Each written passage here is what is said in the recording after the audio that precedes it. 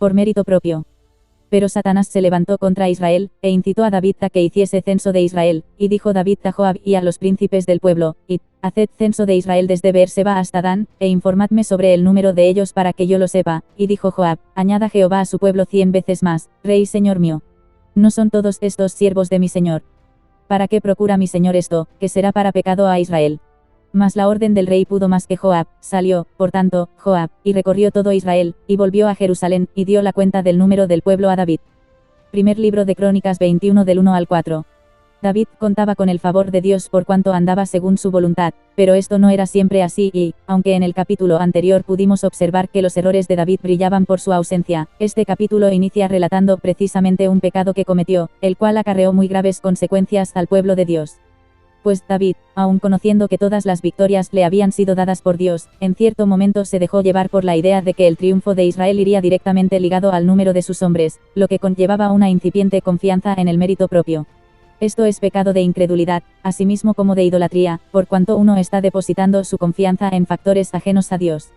Joab lo detectó tan pronto David le ordenó organizar el censo, aunque obedeció a su rey de todos modos, no sin antes intentar que David recapacitara su orden.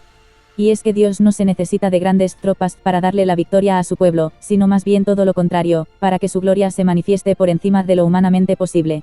Sobre esto tenemos varios ejemplos bíblicos, aunque atendamos al más popular, protagonizado por Gedeón contra los madianitas, en tiempos de los jueces.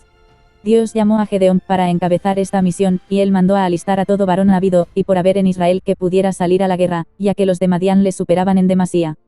Pero Dios le ordenó llevar a cabo un proceso de selección para acortar de más de 30.000 a tan solo 300 varones, porque las victorias que da Dios dependen de Dios y no del hombre. Y Jehová dijo a Gedeón, el pueblo que está contigo es mucho para que yo entregue a los madianitas en su mano, no sea que se alabe Israel contra mí, diciendo, mi mano me ha salvado. Jueces 7:2. Y con el censo, David vino a caer en este pensamiento, según el número de nuestro ejército está nuestra salvación. Pues si hasta la fecha solo le bastó con la potencia del brazo de Dios en su favor, por la costumbre de sus tantas batallas, descuidó su fe, cediendo a la influencia del maligno hacia el propio mérito. Desde que pecara Adán, el hombre no hay nada que pueda hacer por sí mismo para salvar su alma, pero Dios, en su inconmensurable amor y misericordia, trazó un plan para su salvación por medio del Señor Jesucristo. Y Jesús, Dios Hijo encarnado, puso su santa y perfecta vida en pago por nuestros pecados, y resucitó al tercer día, para que por medio de la fe en Él recibamos su vida, que es eterna, y por Él seamos justificados delante de Dios, hallamos pues, en Cristo, la salvación por gracia de Dios. Porque por gracia sois salvos por medio de la fe, y esto no de vosotros, pues es don de Dios, no por obras, para que nadie se gloríe. Efesios 2:8 y 9. Cuando Jesús vino por primera vez y habitó en medio de su pueblo, se presentó delante de todos como el Hijo de Dios, lo cual era lo mismo que reconocer su deidad, por medio del cumplimiento de las profecías y señales mesiánicas descritas a lo largo del Antiguo Testamento. Así que todo aquel que leyó o escuchó los salmos y los profetas reconocían claramente que Jesús era el Mesías prometido. Pero los representantes de la ley, que eran los que más conocían las Escrituras, no quisieron reconocerlo a pesar de las tantas y claras evidencias. Porque ellos no vieron en él nada que les pudiera servir para su salvación, ya que por su incredulidad se sentían santos y justos por medio de la ley de Moisés, ley que cabe decir que estos intérpretes habían tergiversado a su antojo y según su interés político-social.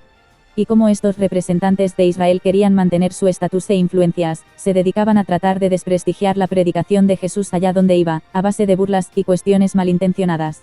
A lo que en una de estas ocasiones, Jesús les aseveró. Entonces les dijo, vosotros sois los que os justificáis a vosotros mismos delante de los hombres, mas Dios conoce vuestros corazones, porque lo que los hombres tienen por sublime, delante de Dios es abominación. Lucas 16:15. No es que sea una actitud exclusiva del impío, pues, como hemos visto en David, puede manifestarse en cualquiera que deje de reconocer la mano de Dios en sus logros para causarlos en dependencia de su propio mérito. Y es que cuando el cristiano hace de su vida de fe una rutina, deja de andar por fe para moverse en la costumbre y, por ende, planifica sus pasos sin tener en cuenta la voluntad de Dios. Esto le aconteció a la iglesia de Éfeso, la cual es ejemplo, y no excepción, pues lamentablemente es un mal que nos puede suceder a cualquiera, por muy implicados que estemos en la obra del Señor, si es que no atendemos a nuestra relación personal con nuestro Padre Celestial. Y es que resultó que los efesios estaban muy ocupados en la obra del Señor pero habían abandonado su relación con Él, así que todo lo que hacían acababa cayendo en saco roto, por carecer, su obra, del amor de Cristo. ¿Verdad que no nos apetece que el Señor nos tenga que decir como a ellos, pero tengo contra ti, que has dejado tu primer amor?